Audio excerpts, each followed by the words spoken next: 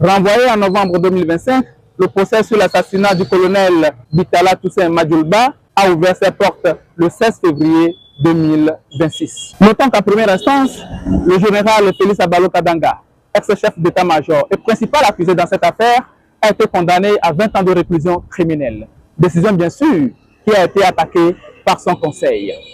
2 semaines de débat, 2 semaines de révélations qui ont permis non seulement au juge d'avoir beaucoup plus d'éclaircies dans cette affaire, mais aussi a permis aux Togolais d'en savoir beaucoup plus sur les circonstances du décès du colonel Toussaint Bitala Madjoulba dans la nuit du 3 au 4 mai 2020. Après plusieurs jours de procès, la Cour d'appel a donc rendu son verdict.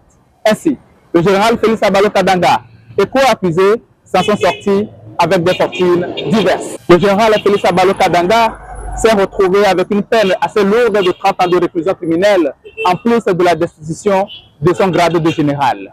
Le caporal-chef Songri Yondoukoua s'en sort avec 25 ans de prison ferme, alors qu'en première instance, il avait été condamné à 5 ans de prison. Le commandant Boué Palakiem n'était pas le plus loti dans cette histoire.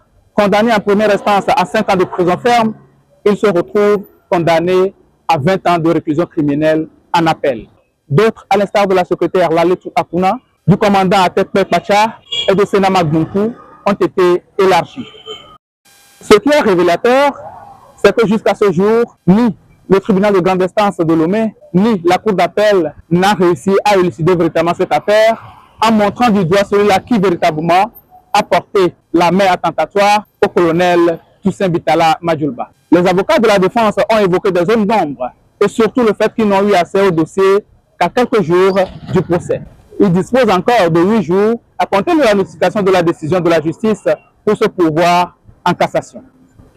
Est-ce que le général Kadanga et son conseil vont avoir encore le courage de se pourvoir en cassation quand on sait très bien qu'après le premier recours à la cour d'appel, il s'est vu sa peine alourdir? Wait and see.